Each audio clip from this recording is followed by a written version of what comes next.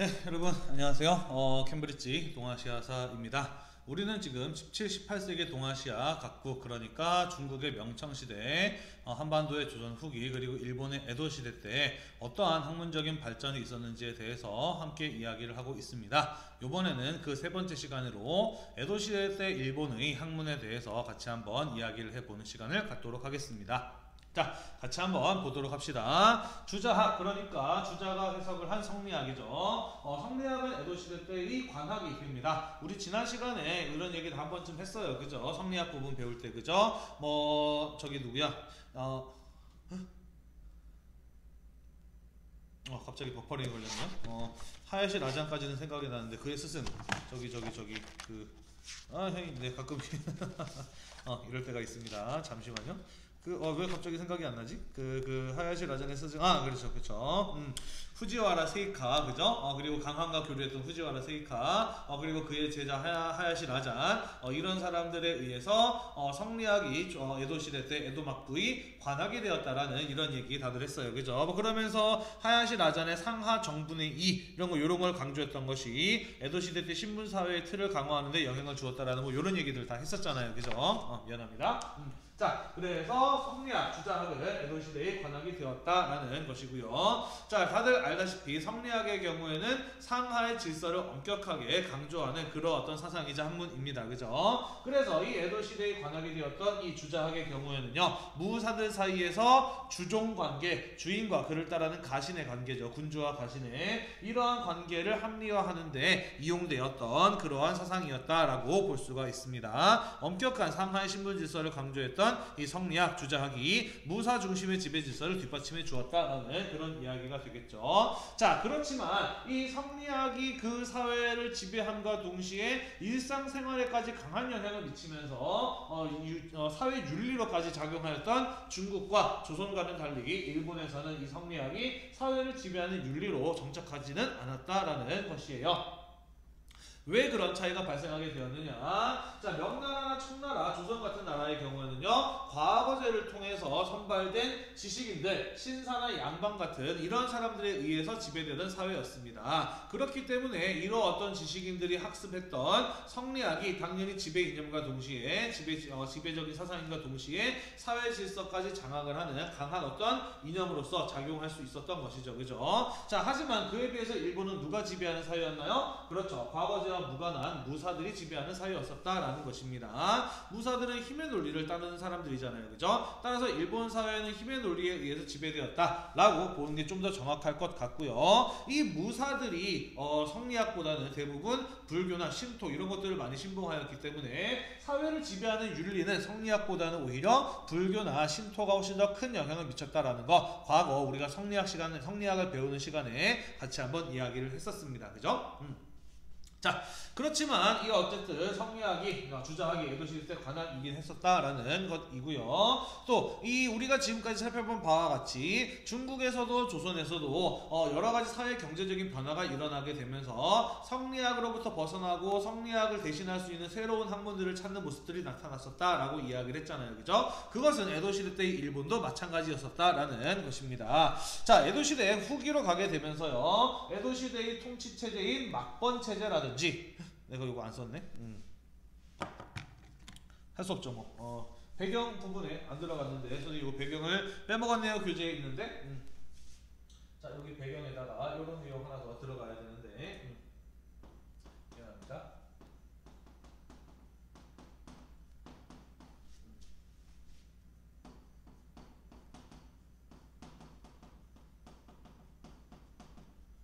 어쩐지 뭐가 조금 양이 부족하다라고 생각을 했어요.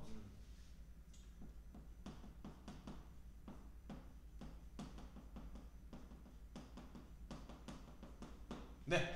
자, 방금 다시 돌아가도록 합시다. 방금 선생님이 이야기했던 것처럼 중국이나 조선에서도 사회 경제적인 변화가 일어나게 되면서 성리학이 그것을 더 이상 설명하거나 그로부터 비롯한 여러 가지 사회적인 문제들을 제대로 해결해주지 못하게 되자 성리학으로부터 벗어나려거나 성리학을 대신할 수 있는 대안을 모색하게 되었다라는 거, 우리가 지지난 시간 동안 이야기를 했었잖아요, 그죠? 일본 역시 마찬가지였었다라는 것입니다. 에도 막부 후기로 가게 되면서 여러 가지 사회 경제적인 변동이 일어나게 됩니다. 우리가 우리가 지난 시간에 여러 차례 또 이게 함께 수업을 해서 다들 알고 있을 텐데요. 에도 시대 후기로 가게 되면서 막번 체제라든지 무사 중심의 신분 질서가 흔들리는 여러 가지 사회 경제적인 변화들이 일어나게 됩니다. 가장 대표적인 예를 들자면은요, 이런 것들이 있을 수 있죠, 그죠? 상품화폐 경제가 발달하게 되면서 무사보다 아래에 있는 신분인 존인들이 사회적으로 경제적으로 훨씬 더 막강한 힘을 가지게 됐다. 그러면서 지배의 신분인 무사임에도 불구하고 그들 존인에게 아쉬운 소리 하면서 돈을 빌려가고 또 갑과 을이 바뀌는 이런 어떤 모습들을 보인다라는 거 우리 지난 시간에 에도 막부 시대 배울 때 이야기를 했었잖아요, 그죠? 이런 어떤 사회 경제적인 변동과 사회 모순 이런 것들이 발생하게 되었다라는 것입니다. 자, 그러면서 일본에서도 마찬가지로 이 관학인 주자학, 성리학에 대한 비판 이런 것들이 일어나게 되면서 그로부터 벗어나려거나 혹은 그것을 대신할 수 있는 새로운 대안을 모색하는 그런 어떤 모습들이 나타나게 되었었다라는 것이에요. 자, 그래서 이 조선에서도 그러하였듯이 또 명나라에서도 그러하였듯이 조선에서 그러하였듯이 이 성리학을 비판하면서 등장하였던 양명학에 대한 연구가 이루어졌잖아요. 일본 역시 마찬가지였다라는 것이죠. 이 나카의 도주 같은 이러한 사람들이 시작으로 해서 양명학에 대한 연구가 이루어지기 시작하였다라는 것입니다. 자, 양명학 어떤 내용들 담겨 있었나요? 인간의 마음이 곧 우주의 원리와도 같다. 심증리 이런 거 이야기를 했잖아요, 그죠? 그래서 누구나 타고나 가지고 있는 본성을 잘 다스리면 올바르게 살아갈 수 있다. 치양지 이런 것들을 강조했죠, 그죠? 그러면서 굳이 사람이 꼭 배워야만 올바로 살아나갈 수 있는 것이 아니기 때문에 사람들은 누구나 자신이 가지고 태어난 올바른 마음, 양지를 잘 다스리면 올바르게 살아갈 수 있다. 그렇기 때문에 모든 인간은 본질적으로 평등하다라는 주장까지 나갔던 것이 바로 이 양명학이었다라고 이야기를 했잖아요, 그죠? 자, 그래서 이런 어떤 낙하의 양명학을 연구했던 낙하의 도주 같은 사람은 이후에 이 에도 막부 시대의 신분의 상하의 질서를 부정하고 평등을 주장을 하는 이런 모습들까지도 보이게 됩니다. 정확하게 이야기를 하자면은요, 모든 인간은 타고날 때부터 올바른 마음가짐, 덕성을 가지고 있기 때문에 그 덕성을 잘 다스려야 된다. 따라서 모든 인간은 다 학문을 가르쳐야 된다. 모두를 위한 학문의 연구와 교육이 이루어져야 된다라는 이런 어떤 주장을 하고 또 실제로 그런 어떤 교육 활동에 매진했던 사람이 바로 이 나카의 도주 같은 사람이라고 볼 수가 있습니다. 자, 이런 어떤 양명학의 경우에는요, 이후에 에도 막부 시대 때 나타났던 다양한 불합리한 사회 현실 그리고 제도 이런 것들을 개혁하자라고 하는 그런 어떤 주장으로까지 이어지게 되면서 상당히 실천적인 성격을 띄어나가게 됩니다. 자, 에도 막부 말기로 가게 되면서요, 이 막부는 에도 시대 때 나타났었던, 에도 시대 사회에 나타났었던 다양한 사회적인 문제 이런 것들을 제대로 해결해 주지 못하는 모습들을 보이게 됩니다. 특히 무사들 가운데 하급 무사들이 경제적으로 몰락해가는 이러한 상황을 수습하지 못하던 것이 에도 막부의 상당히 무능한 모습 중에 하나였어요. 자, 그래서 이 에도 막부 말기로 가게 되면은 나중에 근현대사 부분에 가게 되면 좀 더 자세하게 이야기를 할 텐데요, 막부를 무너뜨리자라고 하는, 막부를 타도하고 하자라는 그런 어떤 무사들이 등장을 하게 되고요. 이런 어떤 신분의 상하를 부정하고 평등을 주장했던 양명학의 경우에는요, 그런 막부 타도를 주장했던 무사들에게 공감을 얻기도 했었다라는 것입니다. 무슨 소리인지 이해가 되시죠? 에도 막부 말기로 가게 되면서 에도 막부는 상당히 무능함을 보였다. 그런 무능함에 불만을 품고 있었던 하급 무사들을 중심으로 막부를 무너뜨리는 막부 타도 운동 이런 것들을 전개해 나가게 되는데 양명학이 영향을 주었다라는 그런 정도로 이해를 하시면 될 것 같아요.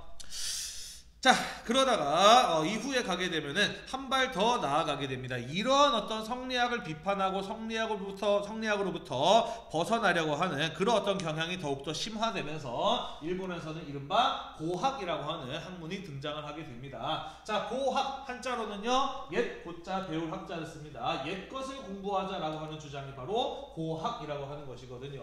자, 17세기 후반으로 가게 되면서 성리학을 비판하는 경향은 더욱더 강해지게 됩니다. 그러면서 고학은 무엇이냐면요, 과거 성리학이 아니라 공자 맹자 시대의 유학으로 되돌아가자라고 하는 것을 주장한 게 바로 이 고학이라고 볼 수가 있습니다. 양명학보다 한 발 더 나아간 것이다 라고 볼 수가 있고요. 특히 이 성리학이 가지고 있었던 지나치게 형이상학적인 성격, 그러니까 이제 눈에 보이지 않는 그런 것들을 설명하려는 그런 어떤 형이상학적인 성격, 뭐 사변적이다, 관념적이다라고도 이야기를 하는데요. 이런 것들에 대한 어떤 폐단을 지적을 하면서 이런 어떤 성리학은 이 원래 유학에서 이야기를 하려고 했었던 것들을 잘못 전하고 있다. 유학을 훼손하고 있다. 오히려 과거 공자 맹자 때의 유학으로 돌아가서 유학이 가지고 있었던, 유학이 전하고자 했던 본질적인 측면으로 되돌아가자라고 하는 이런 어떤 주장들까지도 나오게 되었다라는 것이죠. 자, 그것이 바로 고학이라고 하는 것이 되겠습니다. 무슨 얘기인지 이해가 되시죠? 성리학, 주자학의 지나친 형이상학적인 측면들을 비판하면서 성리학이 있기 이전의 유학, 공자 맹자 시대 때의 유학으로 돌아가자라는 주장이 바로 고학이다라는 것입니다. 자, 이렇게 17세기 후반에 나타났던 고학의 연구로부터 자극을 받게 되면서 18세기 후반으로 가게 되면은 이른바 국학이라고 하는 것이 나타나게 됩니다. 자, 여러분은 한국사 시간에 조선 후기에 나타난 국학이라고 하는 거 한 번쯤은 들어봤을 것이에요. 그죠? 선생님이 문화 파트에서도 잠깐 이야기했었는데요. 조선 후기로 가게 되면서 중국 중심의 세계관으로부터 벗어나서 우리의 현실에 대해서 관심을 갖기 시작하였다라고 이야기를 했잖아요. 그죠? 그와 비슷한 맥락에서 일본에서도 일본에 대해서 관심을 가질 것을 주장을 하는 국학이라고 하는 학문적인 경향이 대두하게 되었다라는 것입니다. 자, 이 국학은요, 고학과 마찬가지로 고전을 연구하자라는 주장인데요. 좀 더 정확하게 한 발 더 나아가서 중국의 고전이 아니라 일본의 고전을 연구하자라고 할 것을 주장했던 게 바로 일본의 국학이라고 하는 학문적인 경향이라고 보시면 되겠습니다. 그래서 일본에서 가장 오래된 고전인 고사기, 일본어로는 고지키라고 하는데 이런 어떤 역사서들을 연구할 것을 주장을 하기도 했던 게 바로 이들 국학파라고 보시면 되겠습니다. 자, 이 사람들은 왜 일본의 고전을 연구하자라고 주장을 하였느냐? 그것은 바로 우리는 일본 사람들이기 때문에 일본의 정신으로 되돌아가야 된다라고 보았기 때문이다라는 것이에요. 이 일본이라고 하는 나라, 일본의 특수성이 있는데 지금까지 연구되고 또 사람들에 의해서 주장되어 왔던 이런 다양한 유학들의 경우에는 어떻게 보면 중국에서 만들어진 사상이다 라는 겁니다. 일본 사람들한테 맞지 않고도 필요하지 않다라는 것이죠. 그래서 우리 일본 사람들한테 필요한 일본의 고유의 정신을 알기 위해서는 일본의 고전을 연구해야 된다라고 했던 게 바로 이들 국학파의 주장이었다라는 것입니다. 이해되시죠? 자, 그런데 사실 이 일본이란 나라는요, 우리가 다들 지금까지 배웠다시피 워낙 일찍부터 한반도 그리고 중국으로부터 선진 문물을 받아들이면서 발전해 왔던 나라입니다. 물론 그렇지 않은 나라들이 없지만요. 특히나 일본 같은 경우는 굉장히 적극적으로 선진 문물을 수용했던 그런 나라이지 않습니까? 그죠? 자, 그러다 보니까 사실 일본의 문화 요소들 가운데 정말 일본의 고유의 것이 무엇이냐라고 한다면 딱히 집어낼 수 있는 게 마땅치 않습니다. 자, 하지만 절대로 훼손할 수 없는, 절대로 부정할 수 없는 일본만의 고유의 것이 하나 있습니다. 그게 바로 무엇이냐면요, 지금까지 대가 끊기지 않고 대대로 이어져 내려온 바로 천황이라고 하는 존재인 것이죠. 이 천황이라고 하는 이러한 존재는 중국에서나 한반도에서나 볼 수 없는 그런 어떤 존재라고 볼 수가 있습니다. 그래서 바로 그 일본의 정신으로 돌아갈 것, 일본 고유의 것으로 돌아갈 것을 주장했을 때 강조되는 것은 무엇이냐? 그것은 바로 일본 고유의 천황에 대한 충성심, 이런 것들을 강조하는 것이었다라는 것입니다. 자, 그러면서 이 국학파의 연구 성과로 대표적인 것으로 대일본사라고 하는 역사서가 있는데요. 여기는 어떤 내용들이 적혀 있냐면요, 일본 왕실의 역사라든지 일본의 권력이 어떻게 하다가 천황에서 막부로 넘어가게 되었는지 이런 어떤 과정들을 써놓은 역사서이거든요. 천황에 대한 충성심을 일깨우는 내용을 담고 있는 역사서가 바로 이 대일본사라고 하는 책이 되겠습니다. 자, 그러면서 이 국학 같은 경우에도요, 양명학과 마찬가지로 이 에도시대 말기에 막부타도를 주장하는 무사들한테 상당히 큰 영향을 주게 됩니다. 근현대사 부분에 가게 되면 또 배우게 될 텐데요. 일본에서는 에도 막부 말로 가게 되면서 이른바 존왕양이 운동이라고 하는 막부타도 운동이 전개가 됩니다. 그러면서 실제로 에도 막부를 무너뜨리고 천황이 다시 정치의 전면에 나서게 되는 이른바 메이지 유신이라고 하는 근대적인 개혁이 시작이 되거든요. 그런 것들이 일어나게 되는데 영향을 주었던 것이 있다. 그게 바로 양명학이라든지 국학이라든지 이러한 것들이었다라는 것이에요.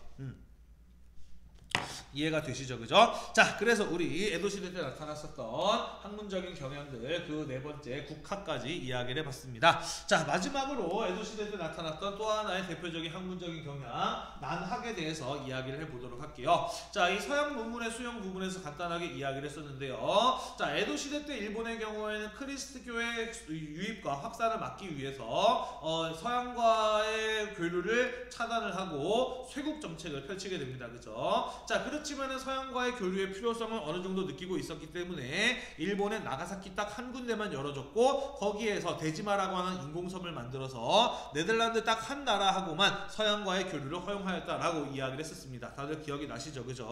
자, 그래서 나가사키를 통한 네덜란드와의 교류는 계속해서 이어지고 있었고요. 그러면서 이 나가사키를 통해서 네덜란드를 통해서 서양의 의학이나 천문학, 언어학과 같은 이러한 어떤 새로운 지식들이 들어와서 일본 내에 축적되어 갑니다. 그러한 것들이 바로 난학이라고 불렀던 것들이다라는 것이죠. 자, 이 난학의 성과로서 대표적인 것으로 언급되는 게 무엇이냐면요, 해체신서라고 하는 해부학 서적을 일본어로 번역한 것이 있어요.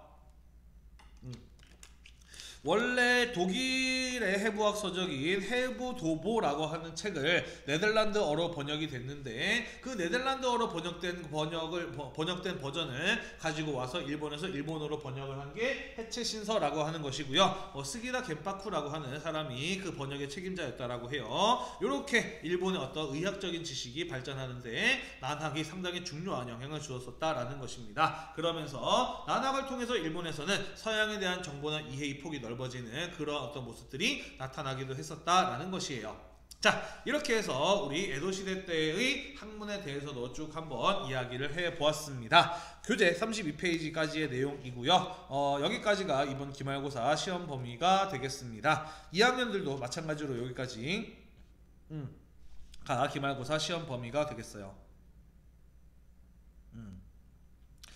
자, 그리고 지금 이 수업 영상이 59번째, 59번째 영상인데요. 2020년 캠브리지 동아시아사는 여기까지입니다.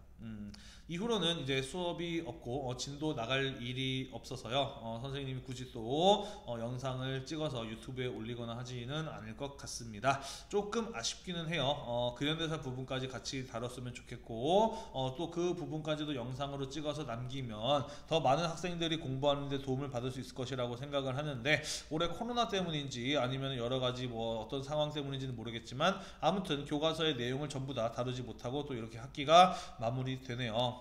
상당히 아쉽고요. 혹시 뭐 2학년들 중에서 겨울방학 때 수능을 위해서 동아시아사의 나머지 뒷부분을 더 배우고 싶다, 근현대사를 배우고 싶다라는 학생들이 뭐 보충 수업을 신청한다, 그리고 학교에서 보충 수업 개설을 허용해 준다 라고 한다면은 그 나머지 뒷부분도 선생님이 영상을 찍어서 올리게 될지도 모르겠습니다만은 일단은 여기서 우리가 작별 인사를 해야 될 것 같고요. 내년에 또 요거를 찍을지 똑같은 내용인데 굳이 이걸 다시 찍을지 안 찍을지는 잘 모르겠습니다만은 아무튼 지금까지 선생님이 만든 부족한 영상을 보고 공부해준 많은 학생 여러분들께 진심으로 고맙다라는 말씀을 드리고 싶고요. 앞으로도 여러분들 공부 열심히 하셔서 여러분들 인생에서 더 큰 성과를 거둬 나가시기를 간절히 바라겠습니다. 지금까지 캠브리지 동아시아사였습니다. 감사합니다.